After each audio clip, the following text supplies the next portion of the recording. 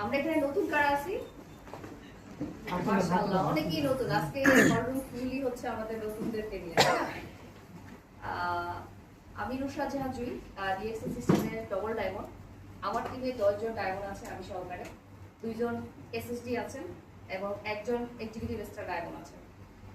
SST meaning senior star diamond.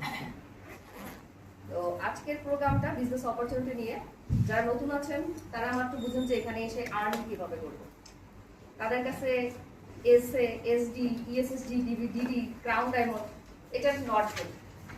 আমি আজকে আপনাদেরকে এই প্রোগ্রামে এমন একটা বিষয় নিয়ে কথা বলবো, এমন একটা ইনফরমেশন শেয়ার করবো যে আপনি যে কোনো প্রফেশনই থাকুন না কেন আপনি ওইখান থেকে ট্রেনার হতে পারেন।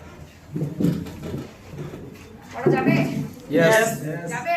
Yes. তো আমাদের মাঝে সিনিয়র স্টার ডায়মন্ড দেখতে চাইছেন, তো আমাদের মাঝে সিনিয়র স্টার ডায়মন্ড আছে, এই যে ইয়ং লিডার। আমি তার কাছ থেকে 5 মিনিট শেয়ারিং দেবো। আমাদের আশিক ভাই, যে তার জন্য একটা জোরে করতালি দিবেন সবাই।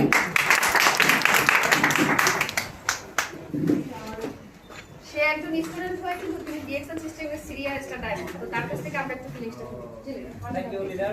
আসসালামু আলাইকুম। ওয়ালাইকুম আসসালাম। Good morning. Good morning. ভালো আছেন সবাই? আলহামদুলিল্লাহ। আলহামদুলিল্লাহ। আজকে অনাকাঙ্ক্ষিতভাবে ম্যাডামের একটা প্রোগ্রাম পেয়ে গেলাম। আমি জানতাম না যে আজকে ওনার প্রোগ্রাম। তো ম্যাডাম হচ্ছে আমাদের যারা আমরা লেডি লিডাররা আছি তাদের জন্য একজন আইকনিক লিডার। স্পেশালি মানে example is better than principal, না উদাহরণের চেয়ে দৃষ্টান্ত ভালো। তো ম্যাডাম হচ্ছে ওইরকম একজন দৃষ্টান্ত যিনি আসলে মানে প্রমাণ করছেন যে আমরা চাইলেই যে কোনো কিছু যে কোনো জায়গা থেকে প্রুভ করা যায়। বুঝতে পারছেন? তো সেই জায়গা থেকে উনি আমাদের জন্য সব সময় আমাদের জন্য একটা অনুপ্রেরণা হয়ে থাকবে। ইনশাআল্লাহ আমরা আমাদের জায়গা থেকে চেষ্টা করব যে কিভাবে আমরা নিজেদের জায়গাটাকে সাকসেসফুল হিসেবে তৈরি করব, সেই জায়গাটা আমরা সব সময় চেষ্টা করব। তো আমি Mohammad Ashik, senior star diamond. মোটামুটি আমার স্টুডেন্ট লাইফ শেষ, এখন সবাই আমাকে স্টুডেন্ট বলে।